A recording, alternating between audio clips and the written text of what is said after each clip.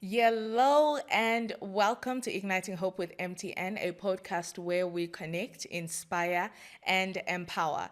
Today we're having one of the most important conversations of our generation. We are still in Cybersecurity Awareness Month, but particularly today we are zooming into the issue of child online safety. And I'm so excited that we have guests in the show today who are actually going to help us drive the conversation from understanding what the government of the Kingdom of Eswatini is doing in the space. We'll look at what the regulator in the space of communications is doing. And of course, it's very important to understand the collaboration that government and the private sector has when it comes to this topic. And of course, I'm very excited that we also have MTN joining us in the conversation today. So before we get right into it, I'm going to allow our guests to introduce ourselves, starting with you, Mr. Nhlego. Thank you very much. My name is Busiso Nhlego from MTN. Thank you for having me on this podcast. My name is Bongle Dlamini. I'm coming from the Deputy Prime Minister's office. And my name is Noktula Hlope from Eswatini Communications Commission. Amazing stuff. And thank you so much to all of you for joining us in this conversation. I think this is one of the conversations that we should all be having in our times, especially as adults, because so much is going on. You know, our children and the youth are exposed to so much information online, information that can lead to different aspects that can make them be unsafe. I could make an example of cyberbullying. We've seen a lot of cases of that. But maybe starting with your experiences from DPM's office, do you think in the context of Eswatini, is this a really huge problem? Is this a real situation where children are not safe online? Or are we still one of those societies that are like, yeah, we're preparing ourselves for the future in case? What is the situation from the context of government in Eswatini and protecting our children? Maybe before you get into that, also just, painting the picture to help us understand what DPM's office is doing when it comes to the wellness of children in the country. Thank you very much. Maybe just to bring everyone on board on the understanding what we do as an office. The Deputy Prime Minister's office is responsible for the welfare of every Liswati in the country. Whether we are speaking to a child, whether we are speaking to the elderly, whether we are speaking to persons with disabilities, it is our mandate to ensure that there are laws and policies to ensure they are safeguarding. Hence, one of our key mandates as the office is to ensure that there are normative frameworks that are there to ensure that these different vulnerable groups are protected from harm. Maybe to also bring you into the picture, what we are doing as the Deputy Prime Minister's office, through our various departments, we have got about 6 departments. We have the National Children's Services Department that is responsible for coordination of stakeholders who are players in the children's sector. We have the Department of Social Welfare, which is our implementing department. It's responsible for ensuring that we run programs, whether in the communities, whether in the different regions that we are in. We also have the disability unit, which is responsible for the welfare of persons with disabilities, but also I don't want to forget the department that is responsible for disaster, which is our disaster department that is responsible for responding to humanitarian crises in the country. But what we have done as the Deputy Prime Minister's office in response to your question is that we acknowledge the problem that is there when we are speaking to online protection, particularly of children.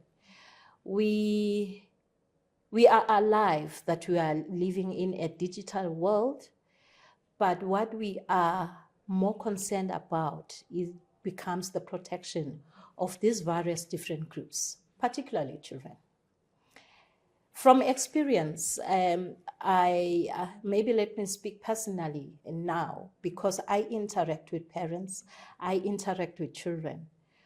What is more of a concern now is the fact that parents, they don't know how to support their children online. They see their children, they are online, they've got gadgets. Almost every child, as I'm speaking, possess a cell phone or some gadget of some form. And they do have social accounts, these children. But what becomes a huge concern to parents is the fact that they don't know what is happening on those sites that these children are visiting. Their concern is around whether these children are safe, and they are concerned with whom they are communicating with.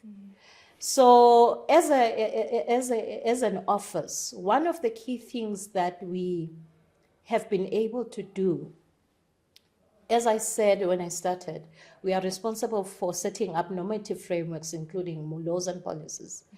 We have enacted the Children's Protection and Welfare Act of 2012, which somehow speaks to the protection of children from exploitation and abuse. But more specifically, we have the Sexual Offences and Domestic Violence, which now provides for offences relating to the exposure of children to harmful content.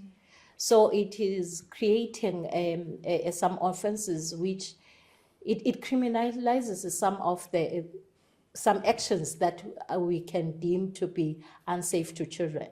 But despite those laws, let me just acknowledge that there's a huge gap. We have these beautiful laws, now they are in place. It's a question of enforcement, it's a question of regulation. So as I'm sitting here, I'm just thinking we need all the players on board, because we need everyone to ensure that these beautiful laws are enforced. So whether it's a tech company, whether it's MTN, whether it's ESCOM, ESCCOM, who is a regulator, we need everyone to speak in one voice on how best we can protect these children moving forward. Wow, that's really beautiful, Sibongile. And I think I appreciate, firstly, I appreciate the structure within the DPM's office, because it shows an intentionality, and coming to the topic that we are discussing today, I see the intentionality in the approach in which the government of Eswatini is approaching this issue of child online safety, making sure that from a legislation perspective, making sure that from a policy perspective, the country is well set. I really appreciate that. And you're also raising a key point there, the collaboration, because you will develop a policy or you will develop a law, but the question is it enforced? And I love the fact that, and I'm going to come to you now, Noktula, that I know that ESCOM or ESCOM, you'll correct us today, what it's actually called. I've heard ESCCOM. Thank you. I've been calling you ESCOM because that's how but today, let it be known, it's ESCOM. But I know that there's a lot of work that you have been doing. I know there's a recent research that you have done, just studying the context in Eswatini towards developing a strategy that will help implement the law that Sibongile was just speaking about now. Can you talk to us about that? And also just share what you found out there as you were doing the research in terms of what is the situation when it comes to the safety of our children in Eswatini whilst navigating online. Okay, so we started off Tandwa in 2022 because, yes, we used to do the road shows. We'd go with DPM, go to the schools, talk to the young people, and then highlight certain problems. So there was a survey that was conducted called ICT Access and Use Survey, and went to all households. But in there, we actually did ask questions on child online protection, and 1.3% of those households actually reported that their children had been abused in one way or the other on online platforms. And then the study further showed that the children that are mostly affected are children in the urban areas. And of course, we know why. I mean, urban areas, we use gadgets a lot. I'm not saying rural they don't, but then the issues are prevalent in urban areas. The study also showed that cyberbullying was one of the leading offenses Eswatini. in Eswatini. Yes, in Eswatini, I think about 53 point something percent of those children were actually had been cyberbullied in one way or the other. And then the other one, which was quite shocking, was exploitation. So they have been exploited in one way or the other on online platforms. Yeah. So I think those were the top two.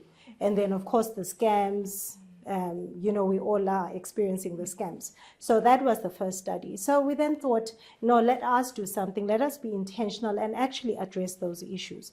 So what we're currently doing with all the other stakeholders, the police are involved, DPM's office is involved. We are putting together a child online protection strategy that is going to it's going to factor in all the stakeholders, be it you guys, the technology side, the police, and it will also have programs in terms of capacity building.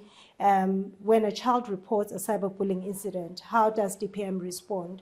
How do NGOs respond? Because we've also got NGOs playing in that space as well. So there's a lot that strategy is going to address.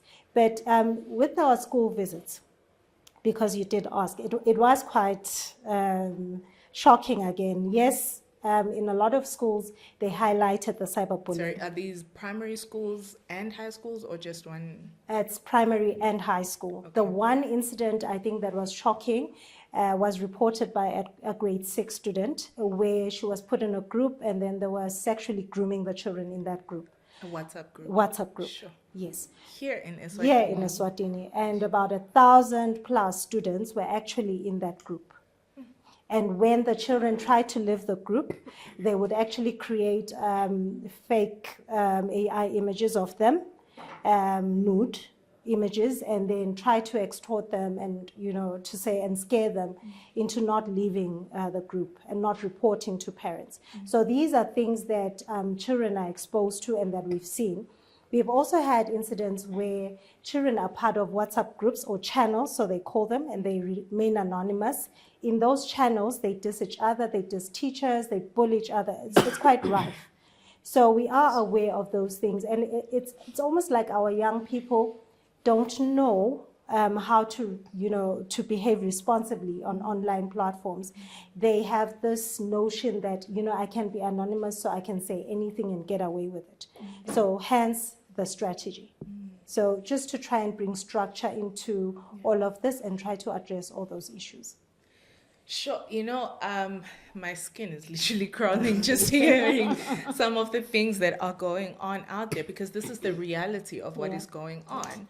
But as you were speaking, I was just curious, and I know that this was one of the conversations during the strategy session, the stakeholder engagement session that you had, where it was just a huge question as to, are the children aware that this is a problem? Or they think this is a normal way of life? Because I think that's also something huge. Maybe I want to direct that question to you, Nokuthula, and I also want to hear from DPM's office. The findings out there, the children, are they aware it's a problem when I'm being cyberbullied? That's not normal, and I have to do something about it. Are they aware that it's a problem when I'm being exploited somehow, and I have to do something about it? Okay, I think what we found was, especially in the urban areas or urban schools, private schools, they are aware because maybe they've factored that into the curriculum. But when it comes to a lot of the schools, the children are not even aware. So we have to start, from a level where we explain what cyberbullying is. And then, we try to explain to them how it is a bad thing and why it's an offense and where they need to, they don't even know where to report in the, if they are faced with that, they don't know where to report. So I think some children are aware, the older ones in particular are aware, but then the younger ones, not so much. So we did sort of I think there's one school where we actually started talking about these things from, grade 1. I think we spoke with grade 1 children and we spoke about these things. So when your mom leaves a phone, what do you do? Where do you go? Do you play with the phone? Do you ask for permission? Just to try and, raise that awareness from an early age. The problem is the children were given gadgets, and then they were not told how to behave responsibly. Yeah. You know, when COVID hit, we gave all the kids gadgets, but there was no structure, no guidelines in terms of how should they behave, you know, online. So a lot of them are not even aware that certain things are actually a crime. Yeah, that's really deep. And you know, I'm actually just remembering. I have a niece who turns 2 in December. He can navigate my phone better than I can sometimes, and he's not even like, he doesn't know how to talk yet. He doesn't know how to. But I'm just speaking to that point that the children have access to these gadgets, but the question is, are they taught, you know, how far to go? Are they taught the boundaries of how to navigate? So that's really a powerful point. But let me come to you, Sibongile. What has been your experience from DPM's office when it comes to the awareness of children in Eswatini, when the topic of you know, safety, child online safety? I think I want to assume, let me say, I want to assume that we still have much groundwork to cover. They are, we as the Deputy Prime Minister's office, we have a line 116, where any child, parent, or any concerned citizen can report any violation that is happening to a child. But from the calls, let me make an example. Between January this year and July, we received about 1,775 calls. But none of those calls did we have someone raising the issue around that a child was being bullied. For me, that is speaking to awareness that people, even the children themselves, are not aware that they need to report if they are being bullied online. So it's something that we need to work on very hard to raise that awareness, even through our line, the 116 line, to say to the children out there, this is the line that you can use. Because we know very well that something is happening to those children. Some of them, they are afraid to report because they are ashamed of what parents, if the parent, you know, finds out that something like that happened. Because in other instances, you find that the child was enticed, for instance, to send a nude picture of herself, you know. Then when that perpetrator then, you know, spreads that picture across the social media, how then does the child come back to the parent and say, you know, Mauge, I did this? You know, for them, we still need to create that awareness. Again, it's not only on the child, but also on the parent. Because we also have instances where it has been rumored that some children, because they have been bullied online, they committed suicide. Sure. So we have to be very careful and be very intentional, as Notula is saying, to ensure that, you know, we create that awareness to both the child to act responsibly and also to the parent to support the child. Yes. Yeah, no, I think from what both of you are submitting, the key takeaway from me is there's a lot that we need to do. And it starts with intentionality in having these conversations. It starts with intentionality in also just exposing ourselves as adults, you know, to the fact that there's a lot that is going on out there where our children are concerned, and we need to learn how to protect them. Yeah. And I know that MTN has a lot of initiatives around this space. MTN is the biggest digital provider, or the biggest connectivity company in Eswatini. So can we speak about that, Mr. Nhlego? This is a real issue that we are seeing. What is the heart of MTN when it comes to this? And what are some of the initiatives, some of the strategic approaches that the company is taking, both towards supporting government and also just towards protecting their customer? Because these children are the customer of MTN. Thank you very much. I think, first of all, as a digital operator, or should I say a mobile company, we are cognizant of the risks that obtain online, notwithstanding the fact that we are excited with the growth we've seen in digital platforms, and also the good that comes with it. But equally so, it's important to acknowledge the risks that are there.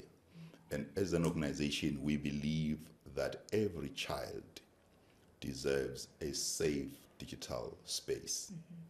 And in doing so, we also want to applaud really the work that's being done by the government through the DPM's office, and also some of the government ministries, and also the work that is being done by our regulator, ESCCOM, and also the work that they've done also in terms of ensuring we have a baseline, because sometimes you find that we're all just assuming things, but it's good to also know what's happening on the ground, so that even our interventions are also targeted at the specific issues that obtain in our environment.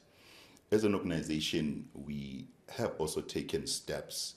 We do partner with the Internet Watch Foundation, whereby we do have a portal where we block inappropriate content. This is largely content that has to do with child sexual abuse material. So we definitely block that. The area that we are still working on at this point is not yet active, is where our customers can actually anonymously report, because we feel that's also an important avenue that is not yet. But we proactively block these inappropriate content or using this portal in collaboration with Internet Watch Foundation. We have also recently launched a program or a campaign called Help Children Be Children, because we feel that everyone actually has a role to play here. Both the children and the young people, we have a huge role to play in terms of some of the issues that we've already discussed here around their awareness, and also their role to actually position themselves as champions or ambassadors to ensure that we create safe spaces online. But also, more importantly, the parents, that parents also have a huge role to play, so that we cannot delegate that responsibility to educators. So it's very important that as parents, we empower ourselves, and we have a responsibility also as players in this space to ensure that we also lend a hand and make sure that we raise the awareness in collaboration with all the other stakeholders. I think also the other stakeholder that's key is really educators. Educators across the spectrum, not just limited to schools, because even religious organizations, should I say faith-based organizations, have a huge role to play here.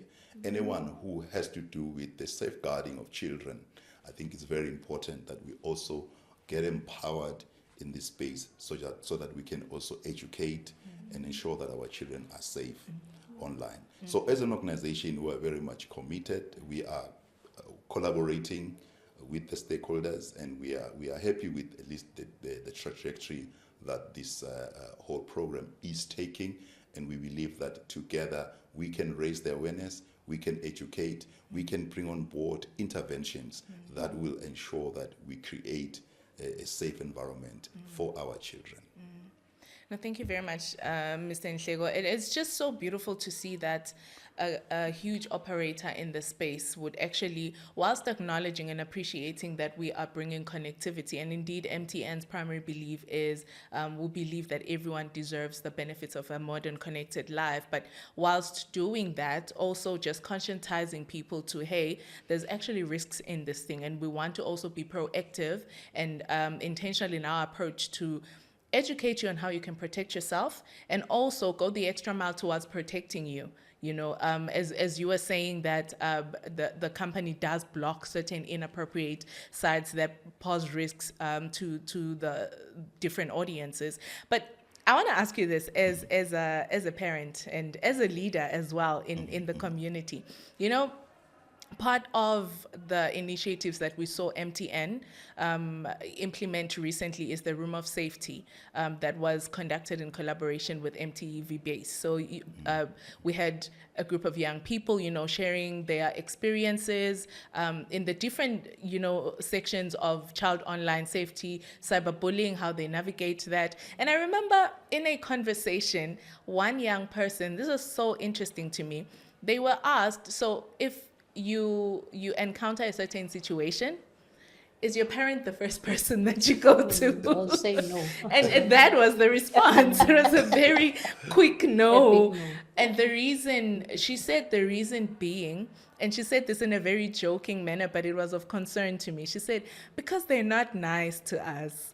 Because the according to that conversation, she was saying that the parents' approach is rather hard when I need a soft approach. So just as a community leader, as a parent yourself, what would be your take on that? What response or advice and guidance would you give to other parents and other guardians out there? No, thank you very much, Tanda. I think you're putting me on the spot on this one. Yeah, but I think it's really an important one because as parents, we have a huge responsibility for the safeguarding of our own children. And also, we always say it takes a neighborhood to raise a child, which means also the children who are in our different spaces where we interact with them.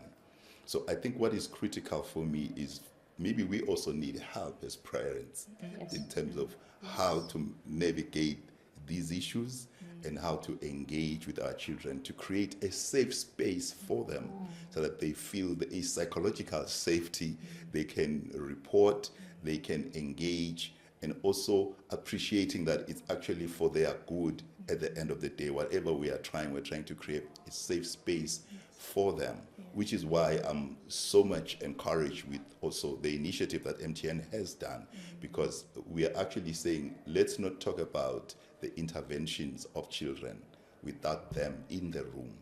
Let them be in the room. Let's hear their voices. Let's hear their concerns, because even this feedback is actually invaluable, because it's actually saying this is how children are experiencing us as parents, which means we need to do some adjustments as well in our approach and get empowered. Thank you. Yeah, that was really beautiful. Thank you very much, Mr.